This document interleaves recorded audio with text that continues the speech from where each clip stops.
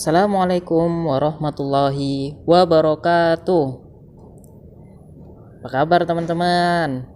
Nah, sebelum kita berkegiatan, kita membuat kesepakatan terlebih dahulu yuk. Kesepakatannya adalah yang pertama, menyimak video sampai selesai. Yang kedua, jika ingin meninggalkan tempat, videonya di-pause ya teman-teman. Setelah itu baru dihidupkan kembali. Yang ketiga, kesepakatannya adalah saat menonton, teman-teman pastikan dalam posisi duduk, tidak berbaring dan sambil makan. Yang keempat, setelah menonton, teman-teman pastikan langsung mengerjakan tantangan yang Pak Safik berikan. Tidak diperkenankan teman-teman menonton dari channel YouTube lainnya seperti nonton video-video lainnya. Kalau teman-teman menonton video pembelajaran yang ada di channel YouTube sekolah masih diperbolehkan. Tapi lebih baiknya teman-teman langsung mengerjakan tantangannya supaya tidak terlupa. Baik, seperti biasa sebelum berkegiatan kita akan bermain. Di sini Pak Safik udah tampilkan teman-teman ada huruf-huruf nih. Jadi di sini tugas teman-teman menemukan nama binatang yang Pak Safik sebutkan berdasarkan ciri-cirinya. Ciri-cirinya ada di samping kanan nih teman-teman. Nah, binatang yang pertama, ciri-cirinya adalah memiliki 4 kaki.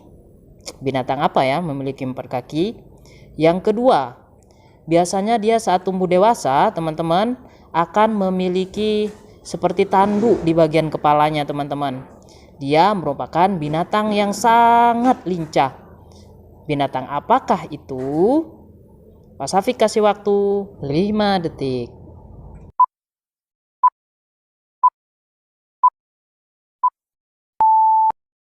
Oke, jawabannya adalah rusa. Selanjutnya yaitu binatang tersebut memiliki 4 kaki, biasa digunakan untuk kendaraan atau mengangkat barang. Terus binatangnya sangat lincah. Binatang apakah itu? Waktunya 5 detik.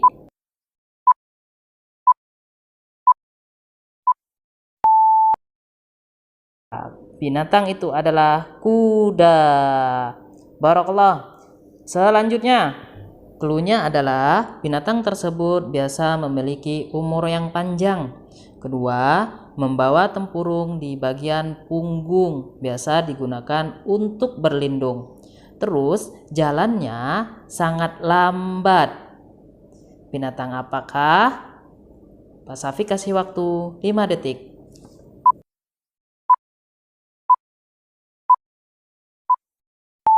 Oke, jawabannya adalah kura-kura. Oke, barakallah untuk teman-teman. Cukup untuk permainan hari ini. Selanjutnya kita lanjutkan kegiatannya teman-teman. Namun seperti biasa, sebelum kita belajar kita harus membaca doa. Yuk sama-sama kita baca doa. 1, 2, 3. Allahumma inni as'aluka ilman nafi'a wa rizqan thayyiba wa amalan mutaqabbala. Amin. Kisah Nabi Soleh alaihi salam. Nabi Soleh alaihi salam terkenal dengan kejujuran dan kebaikannya. Sebelum menjadi nabi, kaumnya yaitu kaum Tsamud sangat menghormatinya. Kaum Tsamud dikenal pandai mengukir rumah-rumah besar di gunung untuk berbagai keperluannya. Namun sangat disayangkan mereka adalah kaum yang menyembah berhala. Lalu Allah Subhanahu wa taala memerintahkan Nabi Shalih alaihissalam berdakwah kepada kaumnya tersebut seperti dalam firman Allah Subhanahu wa taala pada surat Hud ayat 61 yang artinya, dan kepada Tsamud kami utus saudara mereka Soleh. Soleh berkata, "Hai kaumku, sembahlah Allah sekali-kali tidak ada bagimu Tuhan selain Dia.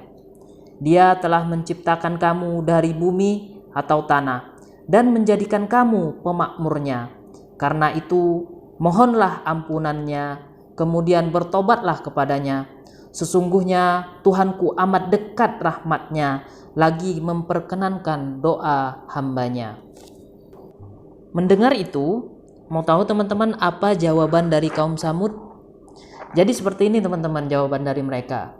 Berdasarkan surat Hud pada ayat selanjutnya, yaitu ayat 62. Yang artinya, hai Soleh, sesungguhnya kamu sebelum ini adalah seorang di antara kami yang kami harapkan. Apakah kamu melarang kami untuk menyembah apa yang disembah oleh bapak-bapak kami?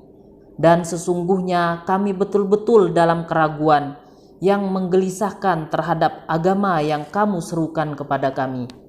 Jadi kaumnya ini tidak percaya teman-teman sama Nabi Soleh alaihissalam. Karena tidak percaya tersebut, jadi kaum Samud meminta Nabi Soleh alaihissalam untuk membuktikan bahwa memang Nabi Soleh alaihissalam tersebut adalah utusan Allah dengan cara mendatangkan sebuah mukjizat kepada mereka. Mau tahu teman-teman apa mukjizat yang Allah berikan kepada Nabi Soleh? Nah, ternyata mukjizat yang Allah berikan kepada Nabi Soleh alaihissalam adalah dapat memunculkan unta betina dari batu teman-teman. Diriwayatkan bahwa batu gunung pada suatu hari terpecah dan keluarlah unta. Unta ini disebut naqatullah atau unta Allah. Itu berarti bahwa unta tersebut bukan unta biasa, namun merupakan mukjizat dari Allah Subhanahu wa taala kepada Nabi Soleh alaihissalam. Setelah itu, Nabi Soleh alaihissalam berkata kepada kaumnya, hai kaumku, inilah unta betina dari Allah sebagai mukjizat yang menunjukkan kebenaran untukmu.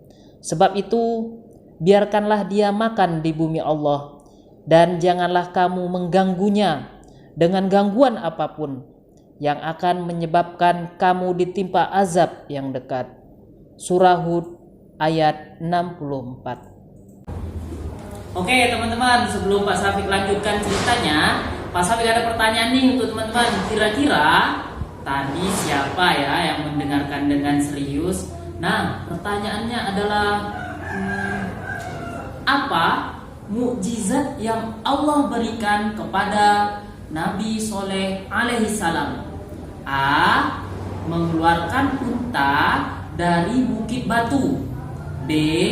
Mengganti manusia menjadi kambing. Atau C. Dapat membelah lautan. Ayo, Pak Syafiq tunggu sampai 5 detik untuk berpikir.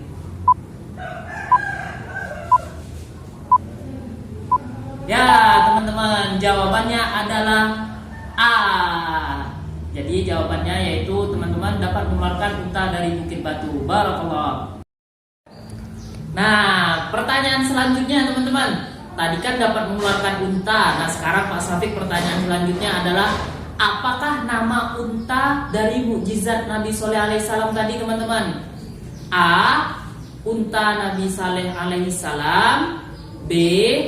Unta pegunungan. Atau C. Naqatullah. Ayo dipikir lagi, 5 detik lagi Pak Syafiq tunggu. 1, 2, 3, 4, 5. Waktunya habis. Jawabannya adalah naqatullah yang C teman-teman. Barakallah. Nah, setelah pertanyaan ini teman-teman kita lanjutkan lagi ke cerita selanjutnya. Awalnya kaum Samud sangat terkejut. Setelah kejadian itu, beberapa orang jadi beriman kepada Allah. Sebagian besar lagi masih tetap kafir teman-teman.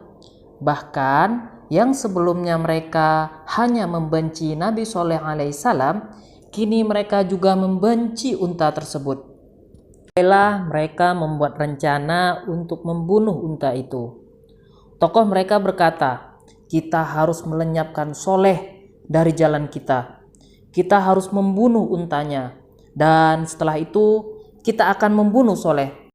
Lalu ada 9 laki-laki yang menyerang unta itu dan membunuhnya. Allah mengisahkan, maka mereka memanggil kawannya. Lalu kawannya menangkap unta itu dan membunuhnya. Surah Al-Qamar ayat 29. Nabi Shallallahu alaihi wasallam mengetahui apa yang terjadi. Lalu dengan gagah berani beliau menemui kaumnya. Nabi Shallallahu alaihi wasallam tetap mengingatkan bahwa mereka harus beriman kepada Allah dan takut kepada azab Allah. Namun kaum Samud tetap menantang. Mereka berkata, kalaulah azab Allah itu ada, maka datangkanlah. Akhirnya Nabi Shallallahu alaihi wasallam pun berkata, bersukarialah kamu sekalian di rumahmu selama 3 hari. Itu adalah janji yang tidak dapat didustakan. Surah Hud ayat 65. Lalu Nabi Shallallahu alaihi wasallam meninggalkan kaumnya. Dan setelah 3 hari datanglah janji Allah untuk menghancurkan mereka. Maka pada hari keempat ada teriakan yang sangat keras yang menghancurkan gunung dan membinasakan apa saja yang ada. Nah, teman-teman, dari kisah ini kita bisa mengambil hikmahnya, teman-teman. Jadi, kita harus selalu menyembah Allah dan beriman kepada Allah, tidak menyembah selain Allah. Baik, teman-teman, cukup untuk kegiatan hari ini Pak Syafiq akhiri. Assalamualaikum warahmatullahi wabarakatuh.